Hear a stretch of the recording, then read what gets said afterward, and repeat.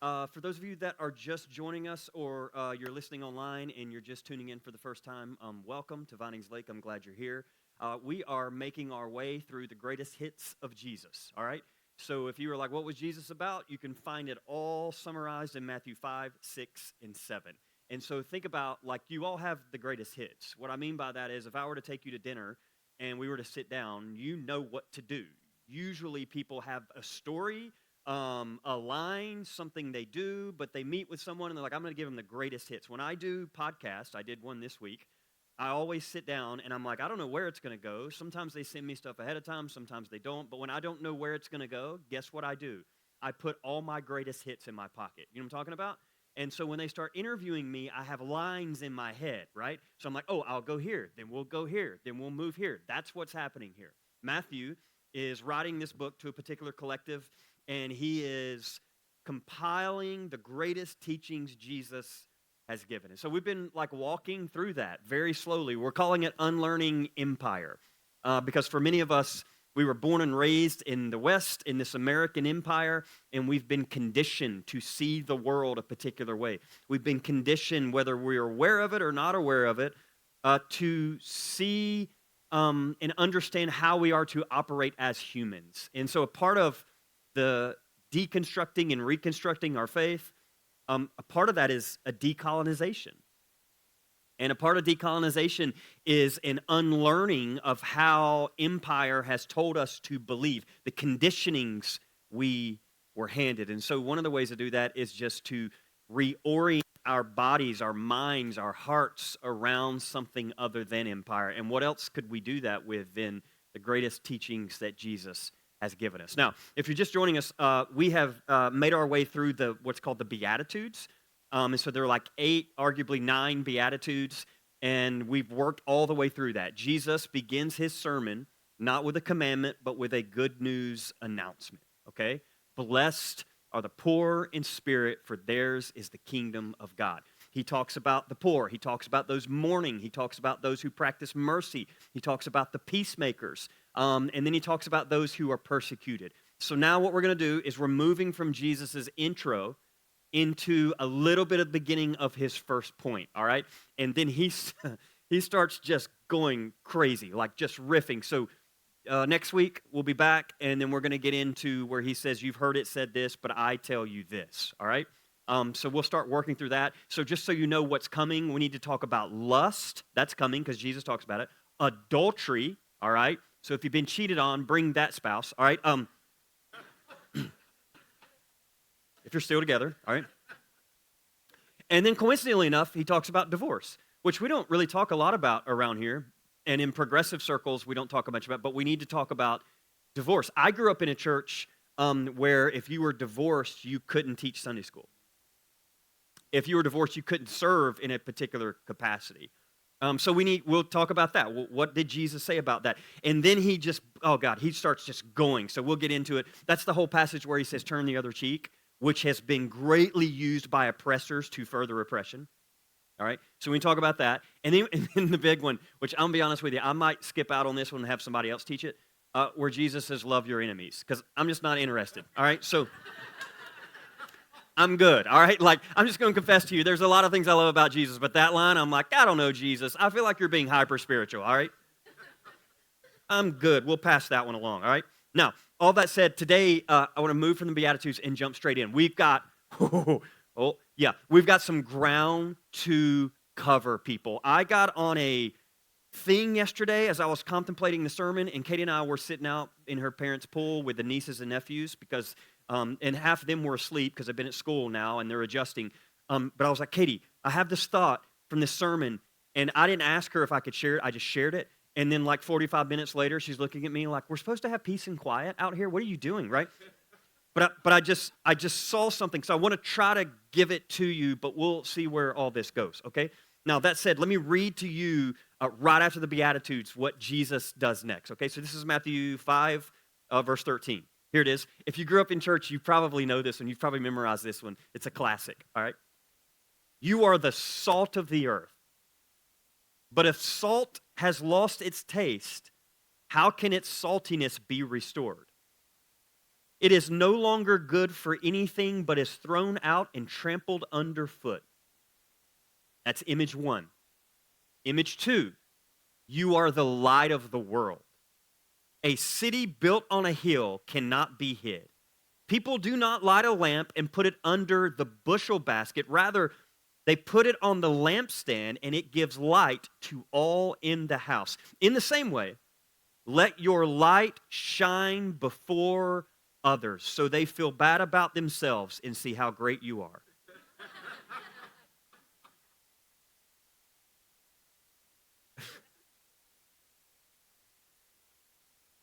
I heard, I don't remember who I heard say this, but I heard someone say this years ago. They said, we can be the light of the world without leaving our high beams on and annoying everybody. In the same way, let your light shine before others so that they may see your good works and give glory to your Father in heaven. Okay, so Jesus is coming straight out of the Beatitudes, and he has been just talking about how people who've been pushed to the edges, the marginalized, the outcasts, those who've been discarded, are actually blessed. God is on their side. And now he moves into two images.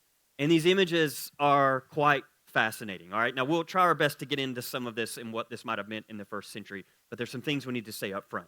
First things first, I want to say this. Jesus has just blessed the poor, the grieving, the meek, those hungry for righteousness, the merciful, the pure in heart, and the peacemakers and the persecuted. He looks at all of them with them in mind, and he makes this statement. You, all you people, are the salt of the earth. You are the light of the world. I just want to pause here and say, Jesus doesn't say you should be the salt of the earth or the light of the world. He doesn't say you ought to be or you could be. He says what? You are. He does not say you could be salt if you believed correctly. He does not say you could be salt once you gain enough influence. He says you are. Not Caesar, not Rome, not the wealthy or the religious establishment. Not those who control the courts, the armies, the temples, and the money, but the people empire considers disposable, troublesome, and insignificant. You are the salt of the earth. You are the light of the world. I know many of you grew up like me, and you've been told that you need to have faith in God. You've been told you need to trust Jesus. Great, wonderful. Has anyone ever told you that God has faith in you? Has anyone ever told you that God actually trusts you? And this is a part of the paradox of a lot of the Christianity that we've been handed. What I love about what Jesus does here is he tells them who they are before he ever tells them what to do. And that is an essential component to Vinings Lake Church. Part of the reason we do what we do is because Lauren and Rachel are in the back looking at your children, and they're trying to make sure they understand how good it is to be them. We talk a lot around here about original goodness. And a part of the reason we talk a lot about that around here because many of us grew up with original sin. And what I mean by that, some of you are very familiar with this, some of you aren't familiar with this. And we got to give hats and credit to the Celtic brothers and sisters who have come before us, who reminded us of how sacred it is to be human.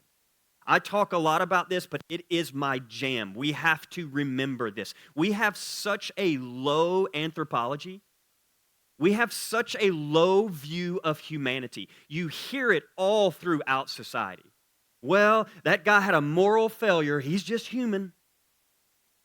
No, that is a low view of humanity. I want to remind you again, people don't sin because they're human. They sin because they forget they're human. People don't cause injustice because they're human.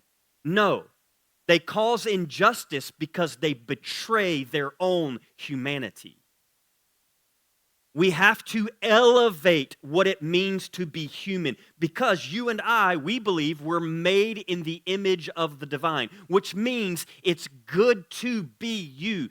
Sacredness sits in your essence. You were not born broken and separated from God. If no one's ever told you that, welcome to Vinings Lake and welcome to how good it feels to be human. You were not born broken, separated from God. I don't care how loud that evangelical record plays on your shoulder. You can take the cue off, spin it, break it, throw it in the evangelical bonfire because it's not true. It is not true. You're like, what authority do you have? All kinds of authority. For starters, the Bible doesn't start in Genesis 3. The Bible starts in Genesis 1. The whole story of the Israelites was not, you're an awful, human, depraved sinner, and you need what we're selling. No, the whole story starts in Genesis 1, which says, God breathed the breath of life in your body, your essence underneath all those layers is divinity. I am convinced that's why Jesus came, one of the reasons, to show us what it means to be human. I am convinced Jesus, took on flesh and blood, came into this world. The whole story is so powerful for me because what it is Jesus showing me what's true about all of us. You know, Jesus in John says, I am the Father are one. A lot of people are like, oh, that's his claim of divinity. He's just saying he's God. I am convinced you and the Father are one. Yeah. I'm actually convinced there's never been any separation. And what Jesus was showing us all along is that we're all sons and daughters of the divine. Now, he goes on to say in John, I and the Father are one, just as you are in me and I am in you. So we are all one with the divine. Yeah, this is the good news. Now, the reason I bring all that up is because Jesus starts by telling us who we are before he ever gets to what we need to do. Now, remember, he hasn't given a command yet, but he's about to. So notice what he's about to do. Jesus is about to, for the first time, opening line, he's using two images, so he's a good teacher, all right? He's already come out like, let's talk about the poor, let's talk about the persecuted, let's talk about those who are pushed to the edges. We start there. That's where the realm of God starts. Now that we've established that, I need to tell you all who you are. Because, check it out, if you don't know who you are, empire will surely tell you who you are. They will tell you who you are. So what I would love, hang with me, what I would love is a group of people who didn't walk around needing external validation all the time. Now, I say that with a little bit of humility because, God, growing up evangelical, I craved external validation. And a part of that comes from not knowing who you are. So you're constantly looking for people to tell you who you are. I gave my first sermon at 16. One day I will pull that video, but I'm terrified to look at it right now. I know exactly what I was wearing, an olive suit with pinstripes. I had a New King James Bible, and the title of the sermon was, What Time Is It?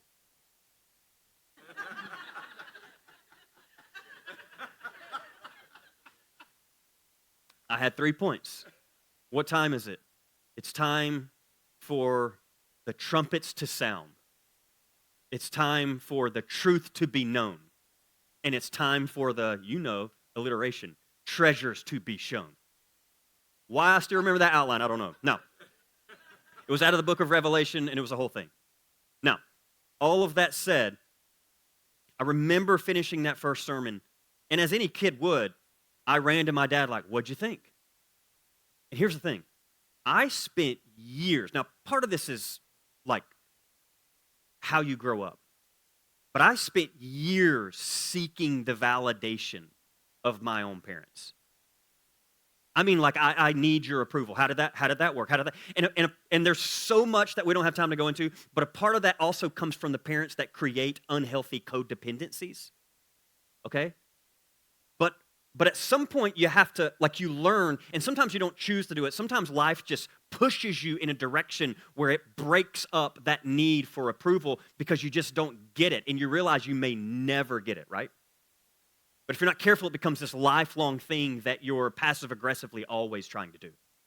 But growing up that way, external validation was everything. Now, I bring that to your attention because right now we are experiencing something in our culture.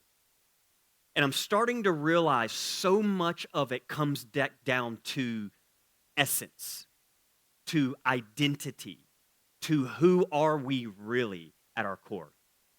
And I'm not sure people really know. And here's what I mean by that. Have you noticed this? Let me give a story, and then I'll make a parallel with Trump, because somehow he makes every sermon.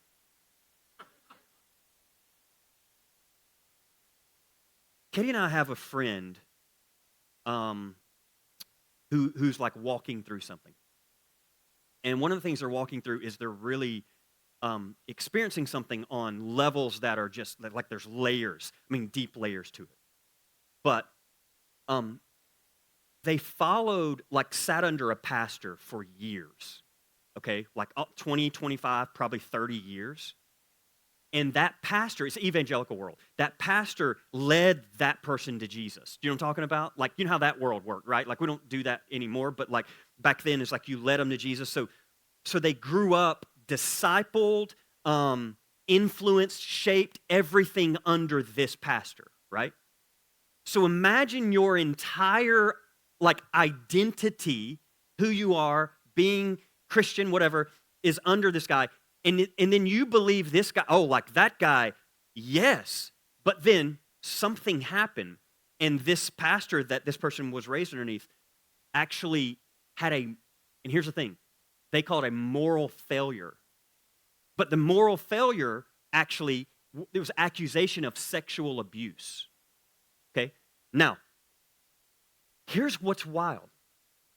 The individual accused of sexual abuse has admitted to inappropriate relationships with it. So has full on admitted, yeah, it was wrong. But our friend, this individual, can't accept that. Do you know what I'm talking about? And is fighting tooth and nail not to believe it. Like, nope, I don't believe that. I believe she set him up. You know what I'm talking about? And it's all rigged. And so you ever have that moment and you look and you're going, wait, he's admitting, but you can't? Now, pause, because you could look at that and be like, get over yourself. You could also have a little bit of compassion and sympathy going, oh. And by the way, this person isn't the only one. There's lots of people doing this. And here's the thing. I look at it, and then Katie and I were talking recently. I'm like, wait a minute. I've seen this pattern.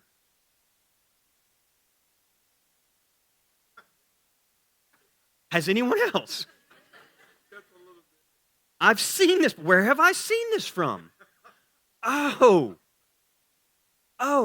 So, tell me if you've experienced this. Does it blow anyone else's mind that our moment in American history, this president, it's very clear, has botched the job?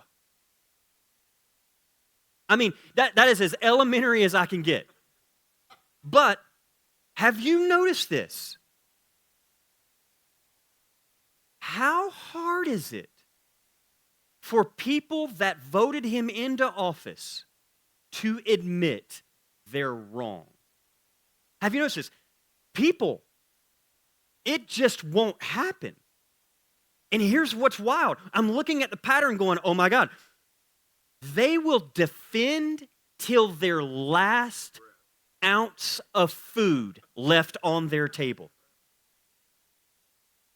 They will rationalize. I had someone told me recently, I'm about to come, you just hang on. I had someone tell me this week, and it just, oh man, it did something in my body, my soul. But I was talking about how people are taking their cues from this president.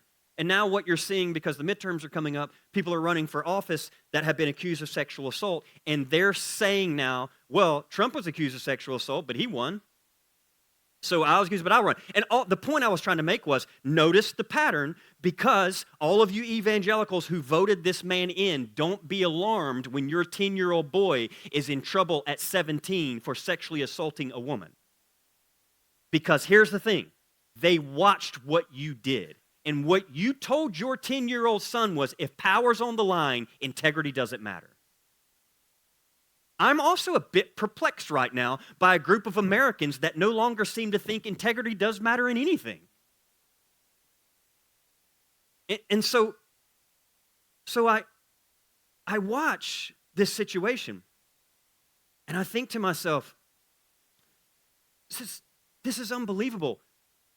They see it, they know it, but I had this individual look at me and he said, I don't care about sexual ethics. I don't care about integrity. I don't care how many women he sexually assaults, because I teach my kids what integrity is. What I care more about are the policies he's enacting. Now pause, because I want to say, what policies exactly?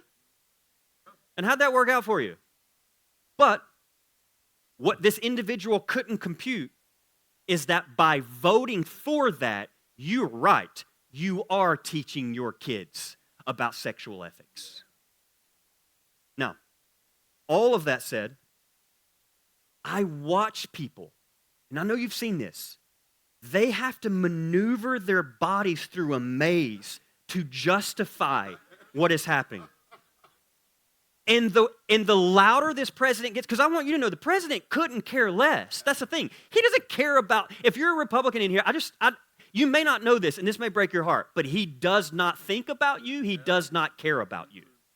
Okay? I will tell you, and you're like, how do you know? Do you know him? I have watched enough of this man over a decade to know one thing, and I'm fairly confident. I'm about 99.9999% on this. One thing he does care about is himself. Okay? And he's a little gracious. He doesn't just care about himself. He also cares about a little bit of his family, all right? Not all of them, but some of them.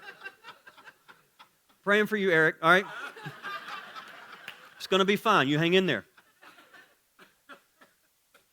But he also cares a little bit about his billionaire buds, okay? And he's lining his pockets. Latest estimate, $2.2 billion just since he's been in office a second term. I bring that to your attention because I am watching people right now. And they are maneuvering every which way to rationalize, defend, blame, explain away everything that's happening. And here's what's wild. Trump doesn't care anymore. And now there's a part of me going, oh, wait a minute. Then, let's encourage him to be even more wild, because I actually think, God, go with me, this is a stream of consciousness. But I think the trajectory of evolution is going to have to fold in on itself.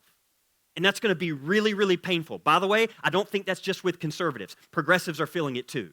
That's why you're having a big conversation about inclusion right now. Notice what it's doing. It's folding in on itself. And if we can do it, we can all become healthier people on the other side. Because we used to say full inclusion, full inclusion, full inclusion, everybody's welcome. But then now you have to ask questions, well, what if Hitler wants to come to the table? And then all of a sudden it's like, oh, we need to talk about full inclusion. And what do we mean by full inclusion? Do we all get equal volume? Does Hitler get a mic?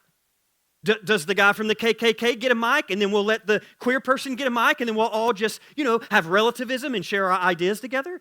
Because for a lot of progressives, they're like, that's what we want. Is it? Because I got to be honest with you. Part of me, I need to see that fold in on itself so we can become a healthier version. Because part of our task is, when we talk about inclusion, actually, if your rhetoric is harming the marginalized, then we need to talk about whether or not you do actually get a mic. But check it out. Then we have to decide, well, who's in charge of who delivers the mic and who doesn't? Yeah, I know. Welcome to America. But here's what's wild. I'm watching all of this like you are go down. And it baffles me because the bolder he gets, the more it's creating some serious cognitive dissonance with those who supported him. And it's getting worse and worse and worse. So he could come out and say, yeah, I don't care about you Republicans. He's pretty much already done that. I've often asked this question. Tell me if you've heard this. Where is the line? Here's what I need you to know. Hear me when I say this. There is not one. And what I mean by that is a lot of people who supported Trump could come right out, say everything they are against. Hear me, in their minds and in their bodies, they will interpret the message, reconfigure their bodies to still support. Even if this man came out and said, you will no longer be able to buy groceries, you will not have no food, and the food you do have will be toxic in so many ways that it will kill you. We'll get to that in a minute, because we need to talk about Maha and all the food that's happening right now, all right? All of that can happen. Oh, by the way, your gas prices are going to be so high, you're going to be. You could look at them and say, you're going to lose your house, you're going to lose your car. Oh, and guess what? Your queer son and queer daughter are actually going to be executed. You could say that, and hear me, many, and this may break your heart and grieve it, many would still say, you could sacrifice my own body. I will not turn on the man. Now, if you're like me, that hurts. Because we're not talking about them, we're talking about family. But it does make me feel a little bit better that it's not just, I'll sacrifice my kid. Many of them would sacrifice themselves. Let me tell you why. Because they would see it as patriotism. I'll give up my needs, my whatever it is. I will sacrifice my body for the mission. Now, okay, hang with me because we're going somewhere. We'll figure it out. Maybe not. I don't know. Psychologists call this, you've heard this, we've talked about this before, but they call it like identity fusion. Okay? It's when, and there are many reasons and ways that this happens we don't have time to go into. I don't think it happens all at one time. It's a gradual process where you begin to fuse your essence with, for an example, that pastor, or you confuse your essence with a political party. So, this, and most of you know this, but this is why people, fight with a fierce fight. Why? Because they're not defending the president, they're defending themselves. You understand that, right? So if you're ever in an argument, you're like, wow, this guy just won't let up. So pause here for just a minute. Yeah, this is where it gets good, all right? If you're like me, I have now met people and I'm going, hey, so we're in the second term, getting ready to approach 2 years. Kind of obvious now? Some of them will even get to the edge and go, yeah, this isn't what I voted for. Okay? There's no shame here. I'm just, okay, it's a step. But then I'll say, so do you admit you were wrong?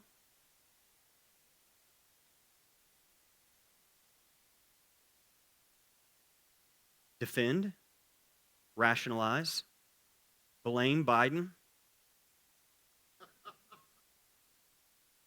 explain it away. Here's the thing. Our identity gets fused with the person, the movement, the theology, the tribe. And somewhere along the way, being wrong is interpreted to them as being worthless. Because when you fuse your essence to a party, a president, a pastor, a church, a movement, this goes for all of us. The moment that movement, pastor, party is wrong, then it's no longer, I was wrong, that's okay, we'll learn and move on. To admit you're wrong is a house of cards. And when you knock down a part of the house of the cards, the whole thing begins to crumble. Because it's not just a belief system, it's an essence. And I want to tell you something that you probably already know. People will fight tooth and nail to protect themselves. In in some spaces, they call this spiral dynamics will call it archaic self. I like to call it the protective self. It's when you're pushed against a wall and everything you not just believe, but essence in who you are is on the line, you will find a way to protect yourself. And that is actually what I believe is happening. Now, this is where it gets really, really tricky and really, really interesting. Because instead of just admitting you're wrong, they can't because their worthiness is tied up into it. Their essence is tied up into it. Now, follow me, okay? This is where Christianity and evangelicalism gets really, really interesting to me. Because what do you know about being evangelical? By the way, how many of you in here grew up evangelical? Okay, so the ones that are raising their hand, if you didn't grow up evangelical, you should be teaching. All right, now. So we wouldn't have to work through all this therapy every Sunday, all right? If you grew up evangelical, you already know this. To get into Christianity, there's a starting point. What is that starting point? Admit you are wrong. Follow me. To start, so we had ABC, admit, believe, confess. So the entrance into evangelicalism was to admit you are a sinner. Admit you are wrong. Admit you are flawed, you are broken, and you need something other than yourself. Now, isn't that interesting? Because the largest group of supporters of Trump right now are still evangelicals. And they can't admit they're wrong, but to get entrance into Christianity, they had to admit they were wrong. Now, is it fascinating to you that they had to admit they're wrong, depraved, broken, and flawed, but once they admitted that, they have never been wrong since? Have you noticed this? And a part of that makes sense because they were told from an early age they were broken. And what does that equate to? A deep insecurity about their essence. And what do you have to have when you have a deep insecurity about your essence? Certainty.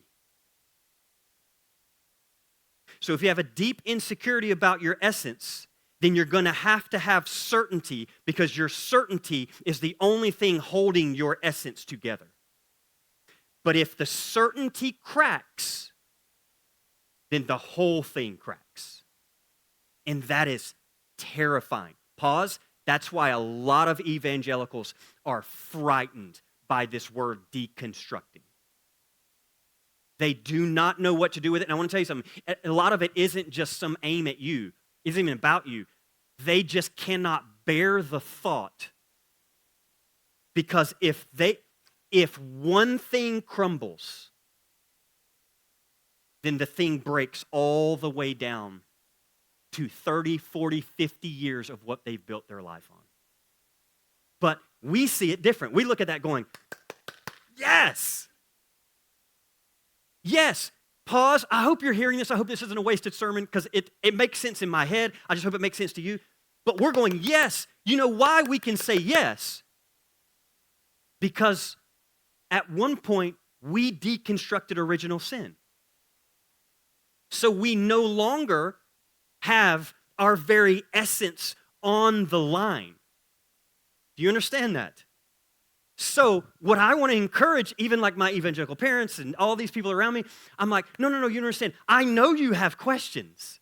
And I know you're terrified to even look towards those questions. And I know you can't admit that you're wrong because I know certainty is the only thing holding your broken essence that you've been told. So here's what I want you to know, though. And this is where it gets really interesting to me. If one part crumbles, and you're afraid it's all going to crumble, check it out. Let it crumble. I want to affirm that you're going to be just fine. That's a different argument to have. You ever sat down with like your parents and they want to talk about politics and you start going, hey, let me affirm to you, you're going to be okay. You're going to be just fine. And actually, you're going to be better than you've ever been. Because here, check this out. When you crumble, all of a sudden, take it all the way down to the last bolt, the last one. What is the last one? What's the ultimate fear you have? Well, what if God isn't real and we just die and there's nihilism? All right, take it all, whatever. All the way down. Check it out. When you get down far enough, you start realizing that you were trusting your beliefs about God and not actually God. Your beliefs were holding up the entire framework. So when the beliefs crumble, when the political party crumbles, all of a sudden you're going, where do we go from here? Now, here's where it gets really wild. When your belief in God crumbles, all of a sudden you're like, what else do I have? I don't have anywhere to go or trust. Welcome to faith. Welcome to faith. What is faith? Trusting. Trusting. Yes, it is a beautiful thing. I no longer hold up my entire identity on Jesus is Lord. When I meet people that are like, get out of here with your fairy tales, I'm like, want to have a beer? You know why? Because I'm not threatened. Do you understand that? My identity is not hanging on the wire here. Now, here's where things are really wild to me. Because we were taught you have to admit you're wrong. But then if you noticed, when you admit you're wrong, certainty really kicks in really fast. By the way, I like to pause and just say, wait, you admitted you're wrong to have entrance into evangelicalism. Could you be wrong about admitting you're wrong?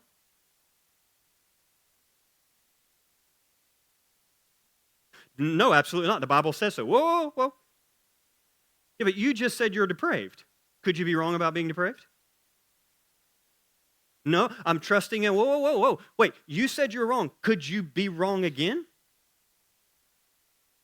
Now, tell me if this isn't cognitive dissonance. They admit they're broken, depraved, and wrong, but then the moment they get in, they're never wrong again because they found, here's the word, this is dangerous, God.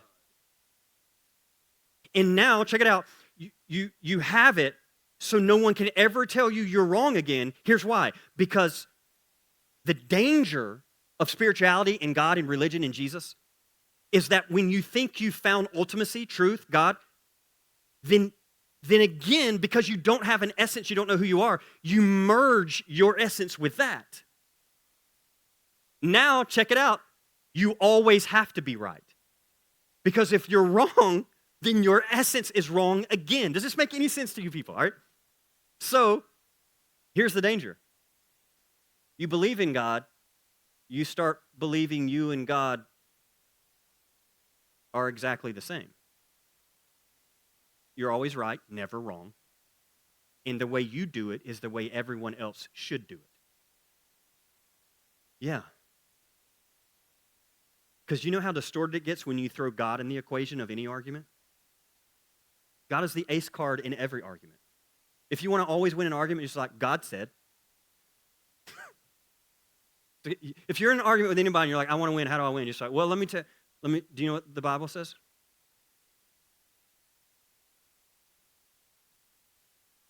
But original goodness, when you start in Genesis 1, here's what happens. You can do something wrong, admit you're wrong, because you haven't equated being wrong with being worthless. If my worth is inherent, I don't have to constantly prove it through my correctness. We don't need people who are absolutely certain they're right. I am convinced we need people who are secure enough in their own belovedness to admit they're wrong. So, Jesus comes right out of the gate, and he says, before we get anywhere, because we're about to get into some stuff, we're going to talk about divorce, we're going to talk about lust, we're going to talk about turning the other cheek, we're going to talk about enemies, we're going to talk about loving your enemies. It's going to get messy, and then we're going to talk about giving, and we're going to talk about all you people that are on social media, and you just keep talking about how amazing of a Christian you are. We're going to talk about all of that. And it's going to get messy, and it's going to get nasty. Oh, and by the way, I'm going to do some things with the Bible that people are going to call me a heretic. They're going to say I'm disrespecting the Bible or I have a low view of the Bible. He says, but I want to be very clear. I did not come to abolish the law and the prophets. I came to fulfill them. So before we get into all this, just know I have a high, healthy respect for the Bible, but also there's some things the Bible says that are wrong. Yep, that's all. You were like, where's that? Sermon on the Mount, my edition. It's in there. We're going to get into it next week. That's what we're going to get into next week. Because he starts riffing. He says, you've heard it said from the Old Testament this, but I say to you. I'll tell you who can only do something like that. Someone who knows who they are. Someone who knows their essence is non-negotiable. Someone who has not confused their beliefs with who they are. And that's where Jesus starts. So he just says, before we get into all that, I just want you to know you are the salt of the earth. You are the light of the world. So real fast as we kind of wind this thing down, you guys have been great. Some weird stuff happening in my head. Here we go. Salt and light. Those are two images, salt and light. Now, if you're like me, the first one's salt. I'm like, I don't know. Like it feels like I grew up going to Awana, which was like an evangelical program where you wore like a Cub Scout vest and you got badges for memorizing Bible verses. And they love this. You are the salt of the earth. And I remember it's one of the first verses I had to memorize in the Bible. You are the salt of the earth. But as a kid, I was like, I don't even know what that means. I don't have no idea. What salt of the earth? The only thing I can equate with is like growing up in our house, my mom never put salt on anything. She did not. That is an absolute fact. She did not. And I testify that because when I got married, Katie came into the house and the family, and she was like, and she would pull me afterwards. She's like, oh my God, it's so bland. And I'm like, what are you talking about? What are you talking about? And she's like, why do you not put salt? And then when I came into her family, her mom, good God, like empty an ocean and dump it on the smallest piece of ham ever. And I would bite in going, oh, like, what is this?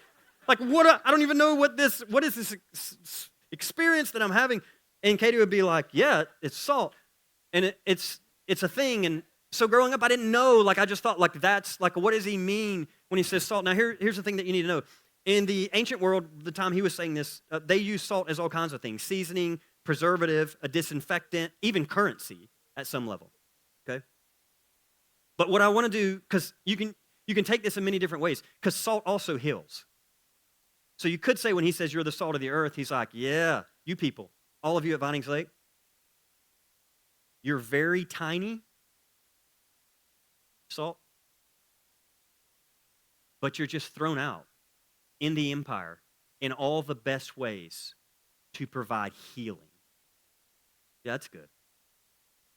But I think where at least Matthew tries to take it is with the preservative angle of it. So think about it in the first century, no refrigeration. Aren't you glad you're born now? Man, I was running the other day, and I had this moment where I just paused, and I was like, God, thank you for air conditioning. Is it not hot in Atlanta? And Katie and I crank our AC, like we like it cold at night, but it's not even cool in the room anymore because it's that hot. That's depressing. And then you get the electric bill, and you're like, what is this? I didn't do this. But think about it, a world with no refrigeration. The food rotted pretty quickly. Decay was inevitable. So take that image, as they would have heard it, thinking, yeah, no refrigeration, sir. That's what salt's used for. So you would use the salt to help make the food last longer, to preserve it. Because you think about how things would decay. Well, think about decay right now. Translation, American decay. Decay is when lying becomes normal. Decay is when cruelty becomes entertainment. Decay is when greed is celebrated as wisdom. And here's what I want you to know. We've already said it, but Trump does like to preserve things. Trump wants to preserve Trump. Oligarchs want to preserve an unjust economy. Empire wants to preserve empire. Racists want to preserve supremacy. So the question that I think Jesus is asking us is, you know who you are now. Now I want to talk about what you're doing, because what you do flows from who you are. So what are we preserving as a collective here? And may it be said of us, let us preserve truth, compassion, forgiveness, hope, mercy, and human dignity. When a culture becomes cruel, here's how we preserve it. Somebody has to remain compassionate. When lying becomes normal, somebody has to keep telling the truth. When people are being dehumanized, somebody has to keep insisting on dignity. When our job, we need to know this, is not to preserve Christianity. Our job isn't to preserve America. Our job, I am convinced, is to preserve our humanity in the middle of an empire that is trying to dehumanize all of us. So he says, you are the salt of the earth. That takes on a new role, doesn't it? I don't know about y'all. I got sent a direct message this week. It was from a friend of mine. He used to go here. I love him. His name's Garrett. And Garrett sent me a message, and he essentially said, hey, Cody, just a heads up. I know you love blueberries. And he's probably watching. I haven't responded to him yet because I got it. And I was like, I do love blueberries. What's the problem?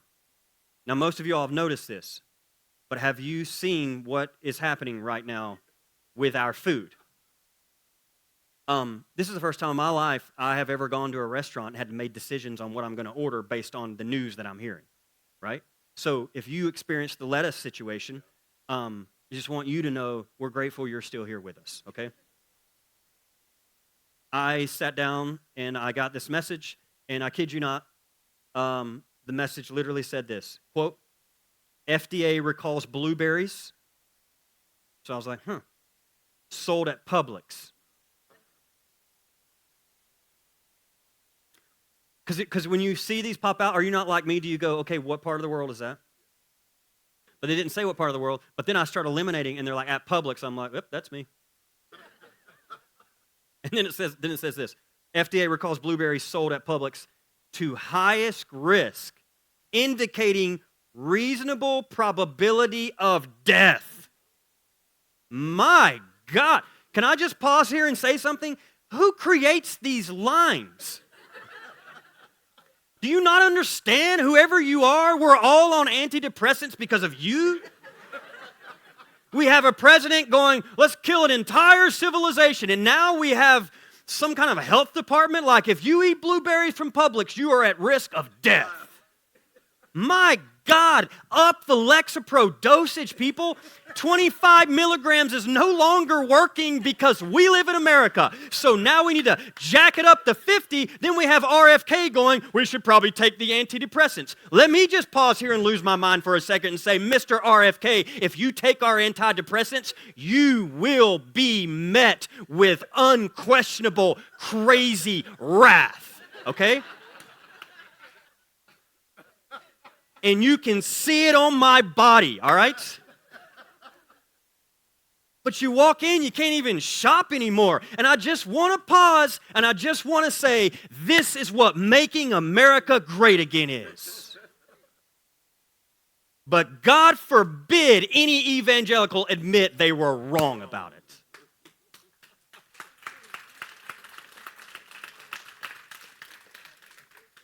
This is what happens when an empire becomes obsessed with efficiency but forgets what government is for, protecting the people.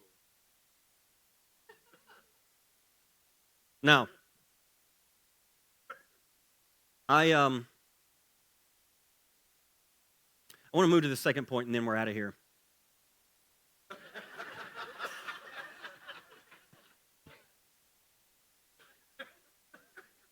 Salt. I feel good today. Got it all out. Light. Well, let's just talk about this for just a second. Think about it. Salt preserves. Light reveals. So let me show you an image of what, when he says light, what they would have thought of in first century, because this is what they would have had in their house. So that's the light they had. And if you notice, it's like an oil lamp.